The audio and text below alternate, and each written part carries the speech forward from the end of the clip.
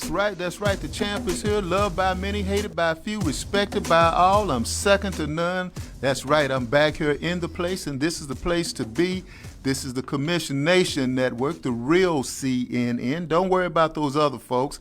They're not in your hood. I'm in your hood. You know what? This is where it's all good. We're right here, Fishbowl Studios, one of the last shows that we have, because we're about to go out to someplace called Bedford, Texas.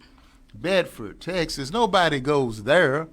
Bedford, Texas. But meanwhile, guess what? Everybody is coming here.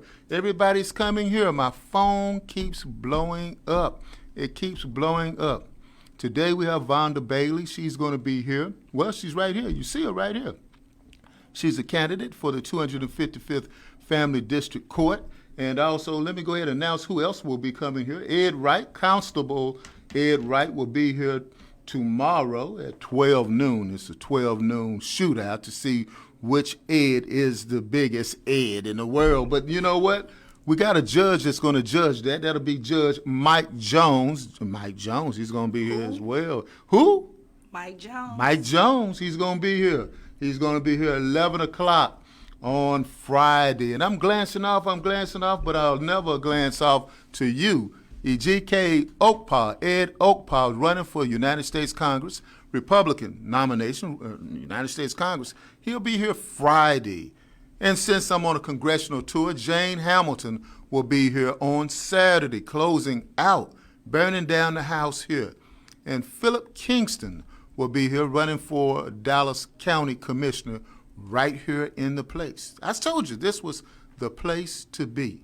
So guess what? Share this out. Share it through social media. Ed Gray 1906 on Twitter.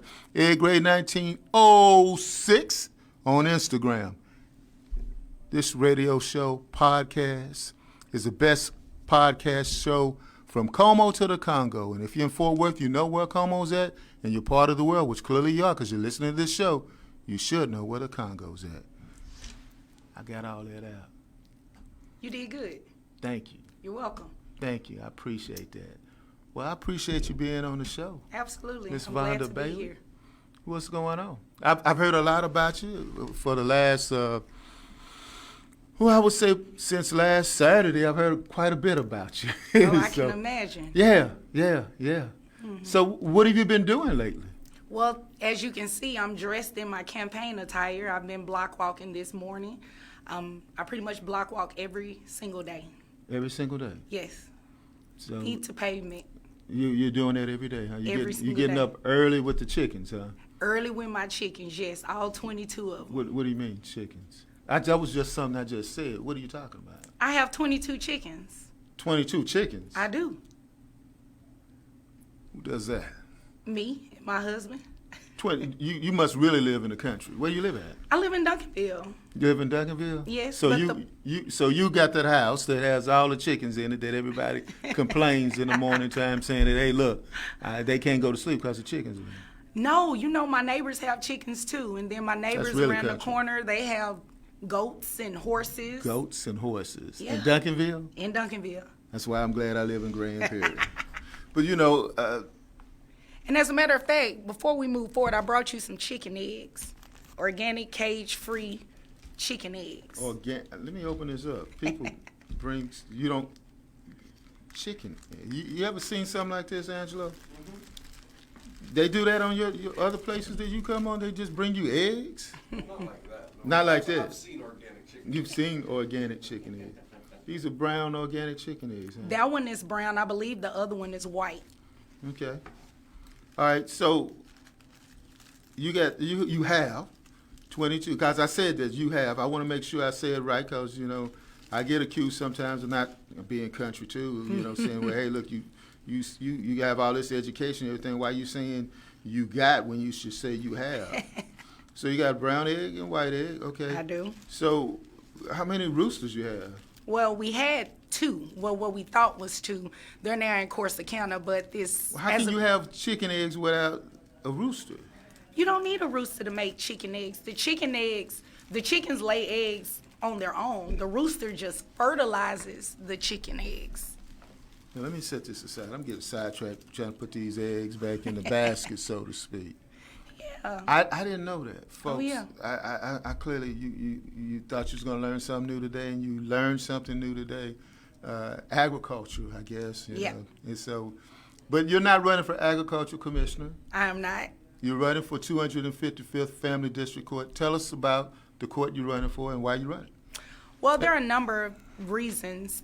For the past 8 years, I've been a family law attorney in Dallas County primarily. And in this particular court, there were a number of things that I witnessed and experienced personally, unfortunately, that I did not like.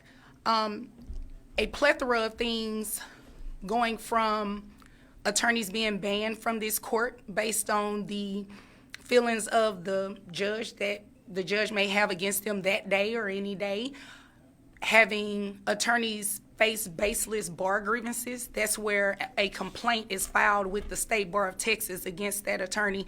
Unfortunately, I was victim to one of those bar complaints by the incumbent judge. And, you know, just the violation, deliberate disregard of their own court order. I just don't believe that a sitting judge that is biased, cannot be impartial, that airs out their personal vendettas against anyone should preside over any court in Dallas County. Now, the 255th Family District Court. Now, you're a politician now. Anytime you ask someone to do two things, ask for a vote and money, you become a politician. I know a lot of people say, I'm not a politician. They say that, but then they always ask for money. Who's the incumbent? Who are you running against? Kim Cooks. Okay. All right, so you've been obviously in a courtroom before and practiced in a courtroom. Before I was I was banned from going in there. I can't practice law in that court anymore, and neither can another attorney. I brought, all of the information to see, so you can see the order that she signed, pretty much saying when a case lands in that court, it automatically transfers to another court. That's how it's supposed to be. It didn't happen like that, which I'm pretty sure you'll ask me about that shortly, but yeah, I don't practice law in that court. Is that a good thing or a bad thing? Well, it depends on how you look at it. If I look at it from a personal standpoint, right, I love the law. I love everything about it. I grew up in law. My dad is in law enforcement. My mom worked in the criminal courts. So to not be able to practice in a courtroom that's for the people, personally, it hurts, especially when you haven't done anything wrong. But on a professional side, it hurts my clients. Because if I have a situation where the parties are experiencing family violence, let's say that, and I need a protective order, and it lands in that court, I have to wait until it moves. Or even anything, I have to wait until my case moves to another court. That's not just for anyone, and it's not fair. It's not just for anyone. It's not fair. You had mentioned before about your family. You said that you law enforcement. Yes. Explain about your family. You have your family. They're a lovely family. Tell us about your family. That's my husband, Christopher Shaw. He is the police chief of the UNT Dallas college campus in Oak Cliff, as well as the University of North Texas College of Law in downtown Dallas. My son, Austin, is 12. My niece, Peyton, which is like my first daughter, she's 8, and then Ariel is 2. But in terms of law enforcement, what I mentioned earlier, my dad is he retired from the Sheriff's Department as a sergeant with the Warrants Department.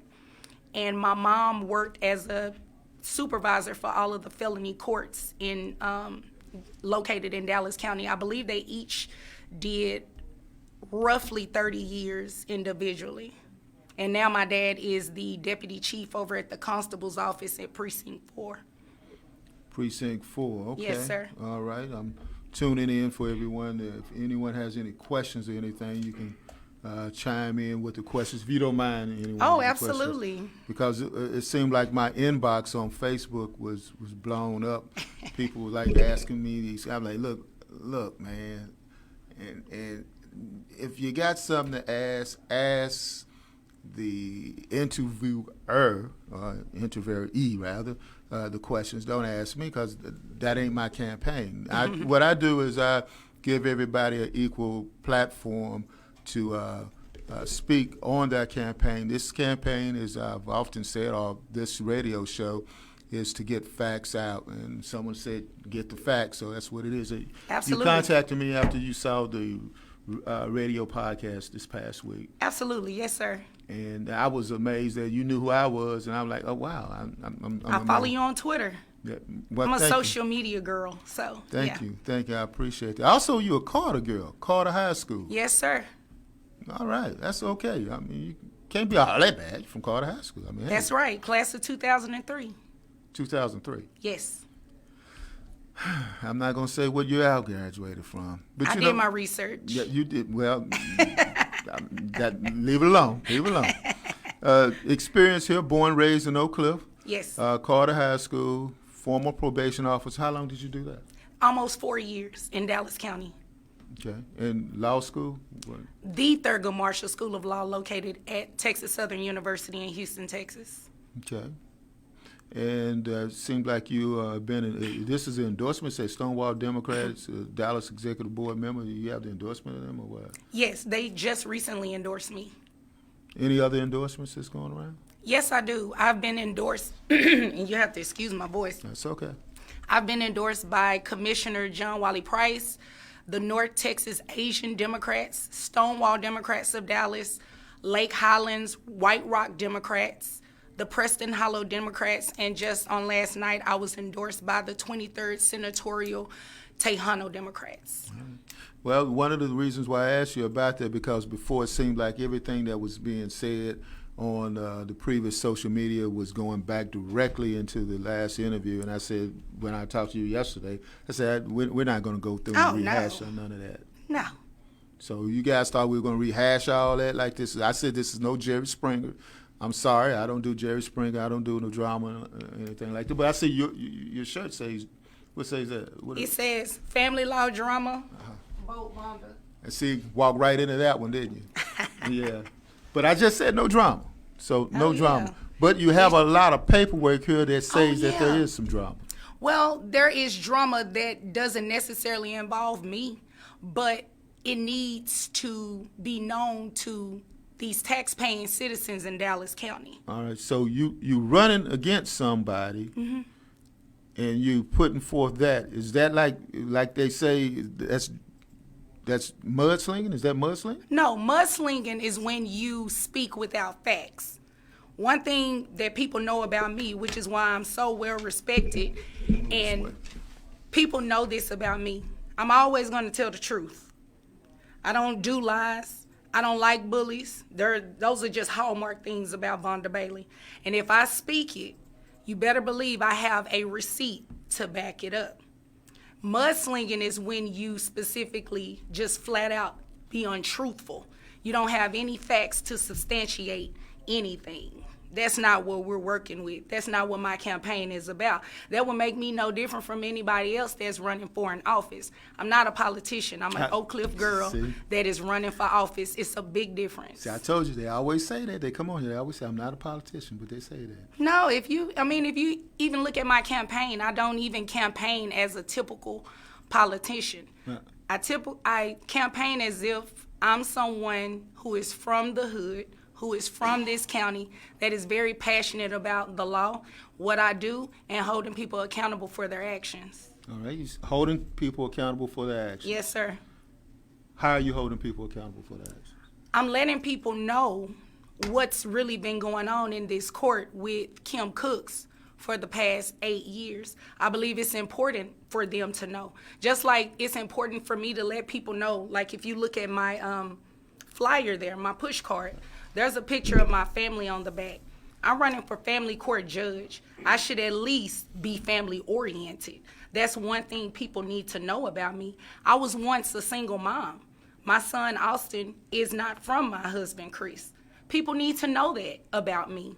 You know, there are certain things that people should know, just like people should know that Kim Cooks has an open custody case with her son's father where she is deliberately and continuously, what did the judge say in this transcript, blatantly disregarded on several occasions orders of this court. People should know that. But, okay, now this is where we're talking about. If you were both in the same room together, have y'all had any debates where you talked about this one-on-one on this? Oh, no, I don't foresee her wanting to debate me. She would have to be honest about everything that's happened. Because being that she was on the show this past week, and she's not sitting here right now, and her son's like 18 years old, right? He's 17. 17. Thank you, counselor. 17 years old. You're welcome. No problem. Please proceed. So, 17 years old. Yes, sir. How do you have a child custody case with someone 17 years old? Well, it's an enforcement case, actually. So, whenever you violate a court order, okay, there's language in there that allows one of the other parent to hold the other parent accountable in what's called a motion for enforcement. So a motion for enforcement just simply means there are orders of this court that are not being followed, and these are the ways that is not being followed. So that's how the case actually opened back up. But I also brought the entire case file in terms of what's on DallasCounty.org. This case was sealed, which is why I'm of the... Oh, okay. No, you're fine. I was going to say... I just had a question. If it's sealed... It was. How you get it? Because on January 25th of 2021, the judge presiding over Kim Cook's court case, sua sponte, which meaning on the court's own, they opened up and unsealed her court file because they believe that the sealing of the file impedes the carrying out of the orders at this time in the interest and justice of the minor, and they named the child. So now this case is wide open for people to go and look at it. All right, so now, if you're running for office, we're just talking. Yeah. We're running for office. What does that got to do with your campaign? It has everything to do with it. Part of my campaign... Because that's like her personal business on that. Well, it's personal until it gets opened back up. Just like my case with my son's father is very open. You can look up on DallasCounty.org my government name, Savonda Bailey, and you will see a child custody case that comes up with my son's father. See, that's the very reason why a lot of people don't want to get into politics, because they say, like, I don't want all my business to be placed out there like that. Well, it depends on what it is that you're doing. My son's father and I don't have a tumultuous relationship. We're not back and forth in court. I'm not a presiding judge violating a court order. So this is very important because these are the things that people need to know. If it's kept secret, we keep re-electing bad politicians. If you want to change the morale of Dallas County, you have to start with who you put in office. It's not just your elected official. You can't just look at them like that. They're an individual. What type of person are they? What type of reputation do they have amongst colleagues? What type of reputation do they have amongst friends? How do they treat people? Are they empathetic? Are they compassionate? These are fundamental things that should exist within any individual who wants to be a judge. If you lack those, and you are doing something that goes completely against the judicial canons, it is the responsibility of myself, who is running against her, to make sure that taxpayers know this. I'm pretty sure any taxpayer you run across in Dallas County would not be satisfied with knowing that they're paying their tax dollars for a court to be banned to certain people, or for a judge to be violating their own court order, or for a judge to deliberately come on a show, open air, for everybody to hear and say So they don't have a case. So you're referring to my show? Yes, your show. Okay. When we come on this show, Ed Gray, you don't ask people to come on here to just air out their dirty laundry or lie. You want facts. You lay it out with that. That's the reason you bring people on this show. And that's the reason why we have these frank conversations where I ask Exactly. Exactly. That's why I was just saying, okay, is that mudslinging or not? Exactly. And that's why it's important for this type of information to be put out. Because this case was sealed, Kim Cooks was able to do whatever in her mind, whatever she wanted to do. Who unsealed that? Her judge. Okay, all right. And was this sealed, when was it unsealed? It was unsealed on January 25th of 2021. That's the order to unseal court records that I was reading from. Okay. So now that we're into this political season, that becomes political fodder, so to speak. I guess you can look at it like that. All is fair in love, war, and politics. Absolutely. And let me just make sure I clear this up. Okay. I have no ill will whatsoever for Kim Cooks at all. Believe it or not, I pray for her every single day. I pray for myself because if it were not by the grace of God, I probably would have made some decisions that I would have regretted, that would have made me incapable of running for judge. Oh, that sounds kind of dangerous, that. You say, No. you pray. No, you just heard you just Oh, said. not dangerous, but you're human. Everybody is human. Everybody has feelings. So given the right situation, depending on you letting your emotions get the best of you, you can make bad decisions. That doesn't mean they have to be physical. Oh, I never said it was. I just said that doesn't sound good. Well, just dangerous, and you said the word dangerous. But in I did. general, Yeah. in general, you make some bad decisions when you allow your emotions to get the best of you.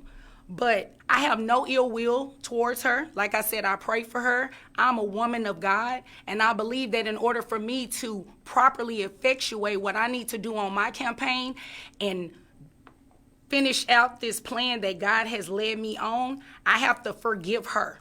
But in forgiveness and in not holding any grudges, I have to tell the truth. Because if I don't tell the truth and I remain silent, two things happen. Number one, there is never any accountability on her end. Number two, well, I guess you could say three, she would have gotten reelected.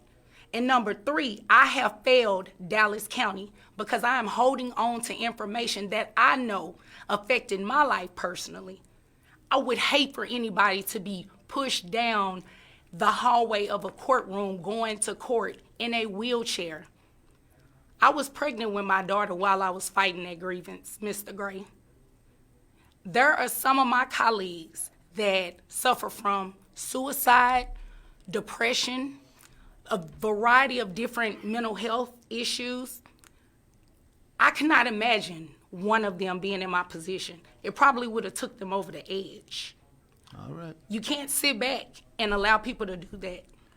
Now, what we're going to do is we're going to sit back and we're going to take this commercial break. We're going to play some music, and when we come back, we will continue with the interview with Ms. Vonda Bailey, who's running for the 255th Family District Court.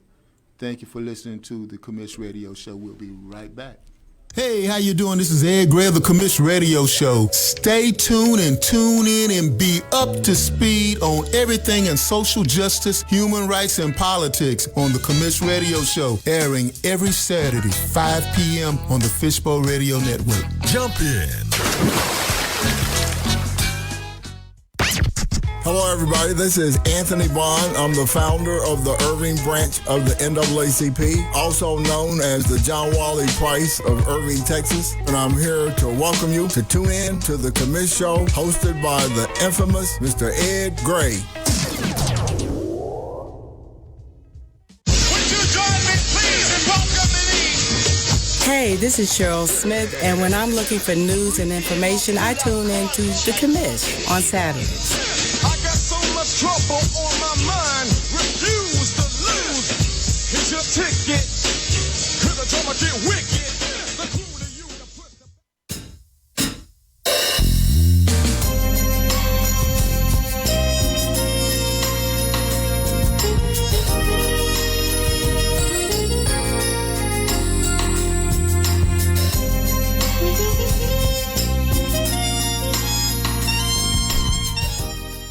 All right. Come ride with me. That was by Zamil. Zamil, the last time I was riding with Zamil, we were hanging out with Eric Dickerson. I'm dropping names again. Eric Dickerson, formerly of the SMU Mustangs and the Los Angeles Rams. Hall of Fame, Eric Dickerson. And that's the way the commission rolls. He rolls like that. Loved by many, hated by few, respected by all, we're second to none. Miss Vonda Bailey, you were discussing earlier about rolling down the hallways. Yes, sir. And we were discussing off air about the information that you have. Yes, You sir. have lots of information there. Is your campaign fully based on all this?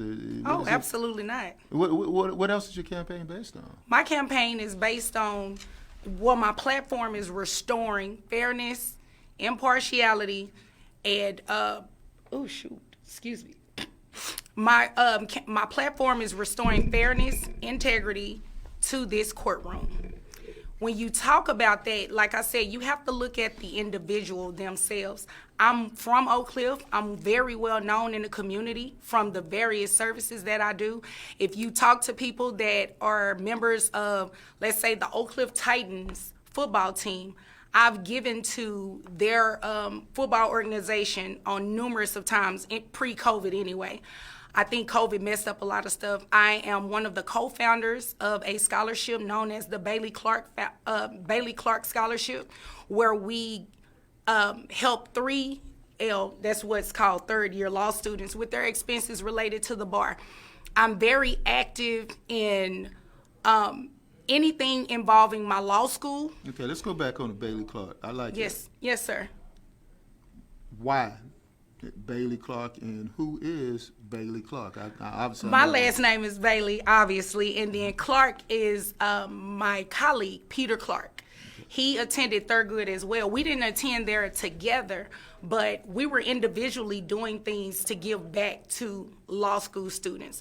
If you know anything about law school students, we're broke for the most part while we're in school. That's why I didn't go to law school. We need the assistance. So in seeing that there was a need, instead of doing things individually, he and I got together and created this massive scholarship. We award $10,000 in scholarships every year. Well, we actually do it twice a year, because we do it for the students that are taking the July bar as well as those taking the February bar. We also give them a $250 gift card so they can use that while they're studying for the bar and they don't have to worry about coming out of pocket on food. How many years have you did that? This is the 5th year. So we just awarded some scholarships recently, at which we're over $50,000 now in scholarships. So when you think about someone like myself, because we're going back to what you said about my campaign. Right. My campaign is showing good work and providing service to others. Because as an elected official, a judge in particular, this is a civil commitment role. It's not anything prestigious about it in terms of what you're going to be doing. When you're talking about terminating someone's rights, when you're talking about placing a child in CPS or a foster care situation or even an adoption, that's a tough job. So why did you want to be that type of attorney? You could have been a corporate attorney. I could have. And just taking it easy, or, hey, just wait for things to happen like that. Why? Anytime you're in that type of courtroom, someone is in distress. Oh, yeah. Someone is a marital breakup. There's a possibility you're going to take away someone's kids, or you're restoring families together. It's not something that you're dealing with in a holistic form where Correct. it's all together. Correct. Why? That sounds like that would lead to depression. Why? It could possibly, and unfortunately, some of my colleagues do lead to that. This was something that I believe God chose for me, because the truth of the matter is, when I left the probation department and went off to law school, I thought I was going to come back to Dallas County as the next female version of Johnny Cochran. I was going to be criminal defense. I was going to the prosecutor's office, but that wasn't in my plan. When I came back, that job wasn't available. A lot of people I went to Carter with, Atwell with, my middle school, obviously, and my elementary school, Adele Turner, people started reaching out to me saying, Vonda, I need your help with child support. Vonda, I need your help with this. That was the furthest away from my mind practicing family law, but my people needed me. So I wanted to go where I could meet the needs of the people that needed me as well as serve them. And I know that I have that personality where, like I mentioned, I don't like bullies. I've always been a defender of other people. I don't like to see people mistreated. So in family courts, you see a lot of things where people do get mistreated. Not necessarily from the judge in this case, but you see people get mistreated by their ex-spouse or their current spouse while they're going through a divorce, maybe a grandparent, maybe an aunt, an uncle, a sibling. I wanted to make sure that I was in a position to maximize what I love to do. I love people, and I love helping people. I love the fact that you went to all of the 3 schools that I graduated from. You did? Yes. I guess you good people, too. I'm good people. Turner, Adele Turner, William H. Atwell, Yes, who's sir. an arch segregationist, but nevertheless, we went to that school. Mm-hmm. Possibly need to change the name of that, too. But anyway, and then the David W. Carter High School. Absolutely. So, Oak Cliff, born and raised. Yes, sir. Thurgood Marshall Law Yes, sir. School. And I love my alma maters, all of them. Thurgood just hits different. Why I does love it hit different? Thurgood, when you think about getting into law school, it's hard. That's also the home school of Domingo Garcia, too. It is. It Right. is. We produce some great Right. stock. We really do. I remember when Domingo got out of law school. We were over at Bishop College. And Oh, okay. Yeah, long time ago, folks. Bishop College don't even exist no more. And he just gotten out of law school then. Yeah. That's amazing. Yeah. But when you think about wanting to always be an attorney and you get denied from literally every single school you apply to, I got denied from 11 schools.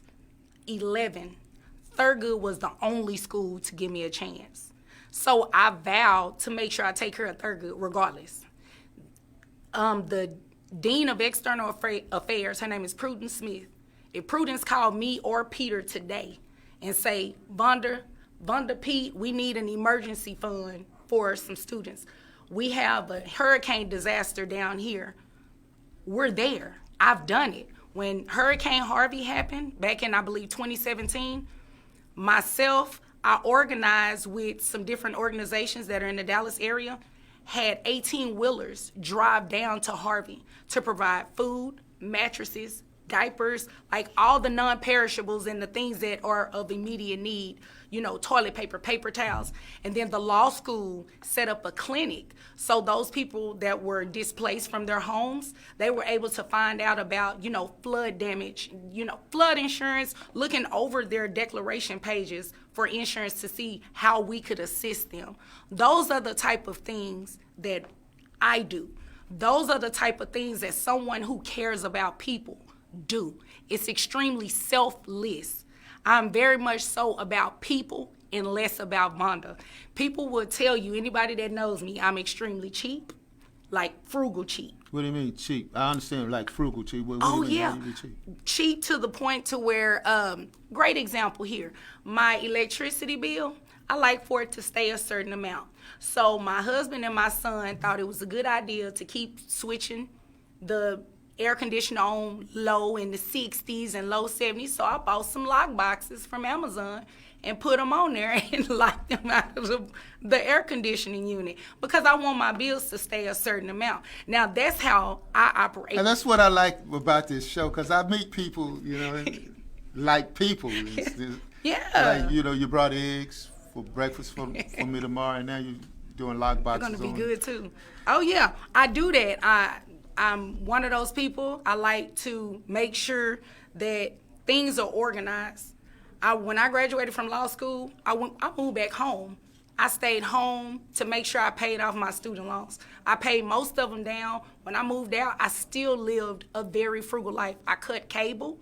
I only went out to eat if I knew somebody else was paying for it because I had a goal that I needed to reach. And I wanted to pay off that $178,000 debt, and that's exactly what I did. So with me, 100 what?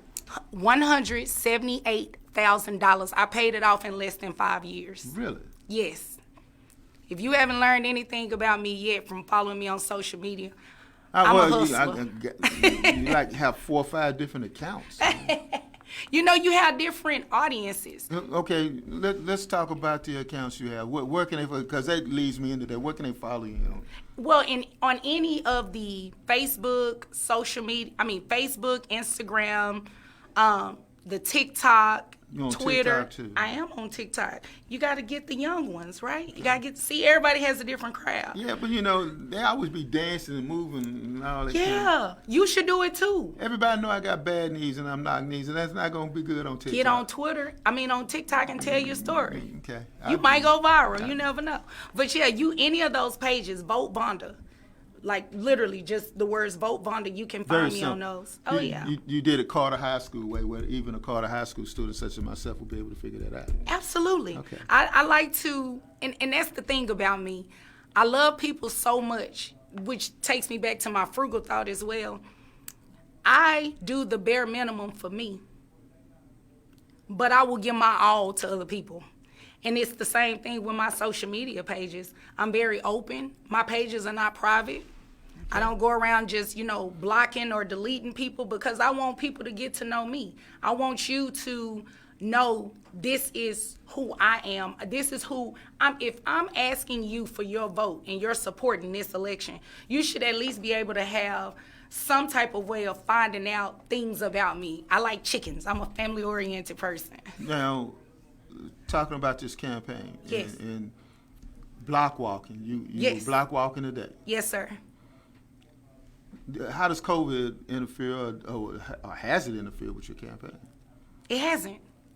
I'm very innovative, so any way that it So you could just knock on the door, possibly- go boom, and then move? No, I don't do that. You don't do that? I'm Okay. very engaging. I mean, because COVID would have people like, hey, The only time I do what you just described is if someone, like they did today, they said everybody in the house had COVID, Oh. so they just asked me to drop it. But other than that, when I knock on the door, I'm going to stay until you come answer the door. I want to connect with you. I want you to have a conversation with me. I want us to be able to put faces with names. So if I were to see you at the polls, I want to say, hey, Mr. Gray, you remember when I knocked on your door?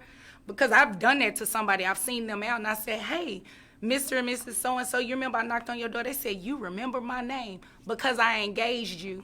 I remember one time the district attorney knocked on my door, Judge Cruzo knocked on my door, and I like, wow, you actually walking? Somebody said that to me. They said, you're actually the candidate? Right. And I said, yeah. They said, you don't send other people to knock on doors? I said, sometime I do, but if I can ask you, again, for support in your vote, I should be able to personally come knock on your door. I remember when I was a candidate and I give the person the push card and they looked at the picture and they looked at me. Oh, that's you. Mm-hmm. Yeah. Yeah. So they get like, wow, you actually came to my house. Yeah, it lets them know that you're relatable. That's one thing about me. I'm very relatable. I want people to know that I don't dress up every day. Like, if anybody wants to know, this is my everyday uniform This when is I my walk out of everyday my uniform house. too. When I was in high school at Carter High School, I dressed just like this all the time. When I was at Carter, I think I followed a lot of the fashion trends and stuff. It was a fashion show. When Oh, I was yeah. yeah. It was fun, Everybody had though. suits and stuff then. Yeah. But then again, I had suits when I was at Dale Turner too. That's what Yeah, wrote. I can't say I wore suits then. I was a tomboy and I was a fighter. So. You was a fighter. Oh, yes, sir. How could I tell? I still fight now. I still just fight do now. it with receipts and facts. Receipts and facts. huh? Absolutely. Now, what would you do differently if the receipt the people gave you was their vote? What would you do differently once you were elected? Thank you, and I'm glad you asked me that question. The first thing people know that they can get from me is a fair chance. Nobody wants to be in court. Nobody does. But you want to ensure that from the moment you touch that door, that you're going to be treated fairly. And even if a ruling is not favorable to you, you can walk out of that courtroom with your head held high with dignity and knowing that the judge was fair versus knowing that you were going to walk into a situation where the deck was stacked against you. That's one thing that people can expect from Vonda Bailey. I'm going to be compassionate because that's who I am. The person that I described to you, compassionate, selfless, fair, that's who I am as a person. So you can't and you should not and you won't get anything less than what I have already shown people since I was a little girl, being here my whole life. I owe myself to do a good job. I owe it to myself. And I also owe it to the people that are going to be voting for me. I hold myself accountable for everything that I do. And I expect people to do the same for me. I take this very seriously because this is not just a position where I say I want to win. These are my people. This is my family. These are my first, second, third, fourth grade, fifth grade teachers, my doctors, dentists, track coaches, cheerleading coaches, people that work at the local grocery store. These are my people that I have to answer to. So if I don't do what I'm supposed to do, guess what? Second grade teacher, Vonda, I needed to speak with you. When you have that type of accountability, when you have that backing behind you, you're going to make mistakes. That's going to be understood. But the chances of you mistreating somebody is less likely. Nobody is going to get there from me. I don't walk around in my daily life intentionally mistreating people. I don't sit up and tell untruths on people. I love people.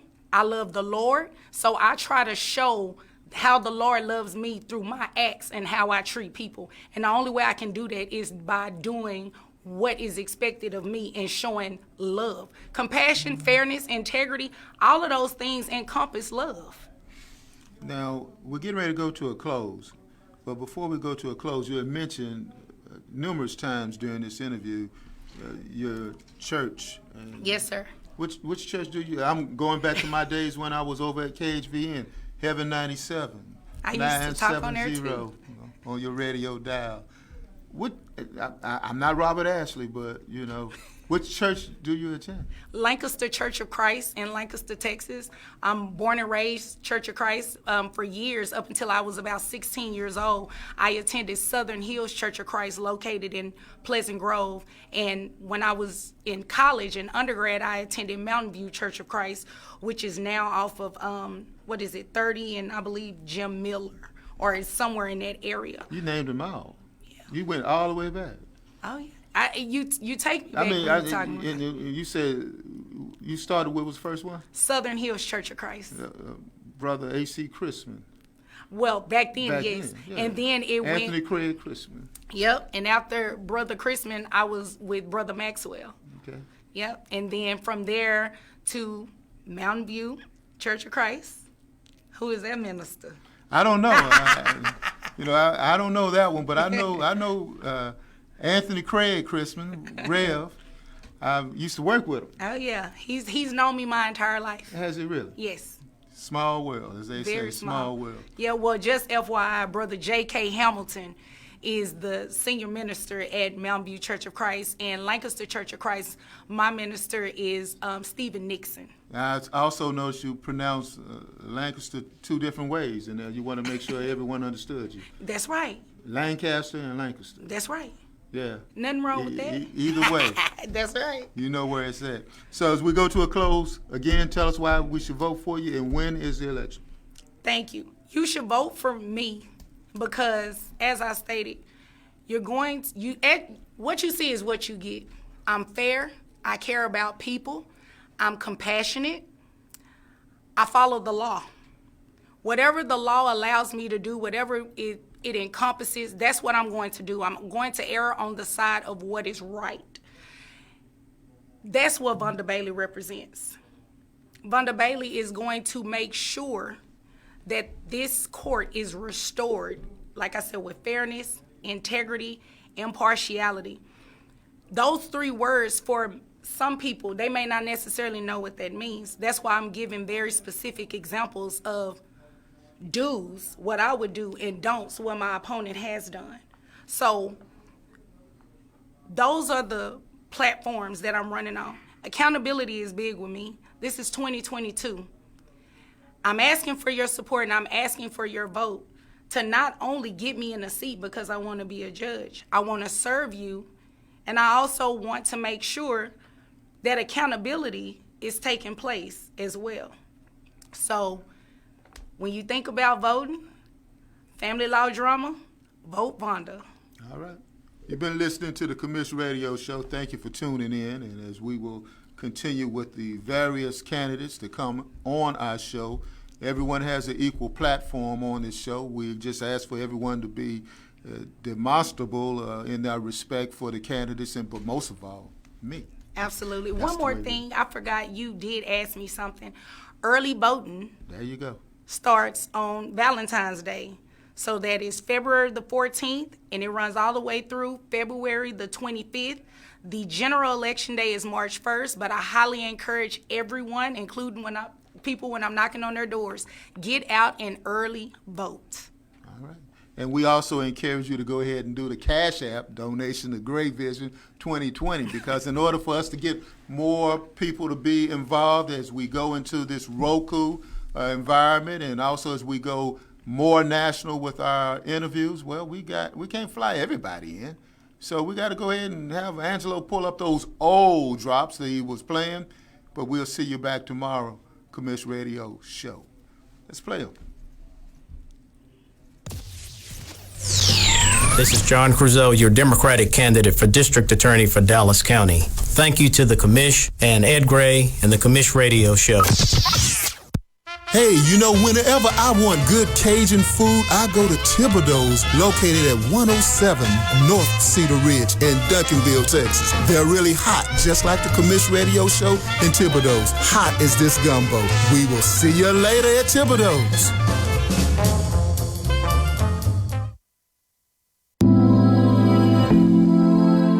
Hi, this is Dominique